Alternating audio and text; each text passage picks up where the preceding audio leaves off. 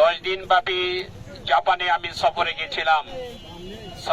জাপানবাসীরা আপনাদেরকে শুভেচ্ছা দিয়েছেন, সালাম দিয়েছেন, এবং আপনাদের সালামও আমি বাংলাদেশি প্রবাসী যারা আছে তাদের কাছে আমি পৌঁছানোর চেষ্টা করেছি।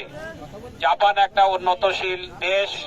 আপনারা জানেন আমাদের দেশে যেরকম দুর্নীতিতে ভরা, ভেজালে ভরা, আমাদের আইন শৃঙ্খলার অবনতি, সুদ ঘুষ এগুলো ভরপুর, কিন্তু বাংলাদেশে জাপানে তার কোনো লেশ মাত্র নেই।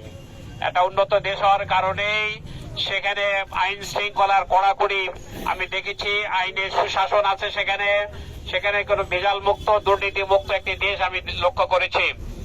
আমরা আশা করি আমি যে সফরে অভিজ্ঞতা অর্জন করেছি আমি জাতীয় সংসদে সেই কথাগুলো বলবো। বিশেষ করে আমার নির্বাচনী এলাকা জাপানের আলোকে কিভাবে সাজানো যায়, কিভাবে উন্নত করা যায় সেই পরিকল্পনা এবং বাজেট করব। সবাইকে আন্তরিক ধন্যবাদ দিচ্ছি। সবাই ভালো থাকুন, সুস্থ থাকুন। আমি আপনাদের জন্য প্রাণ ভরে দোয়া করছি। আপনারা আমাকে স্বাগত জানিয়েছেন, এই জন্য ধন্যবাদ। আবারও আপনাদের মাঝে আসবো, দেখা হবে ইনশাআল্লাহ।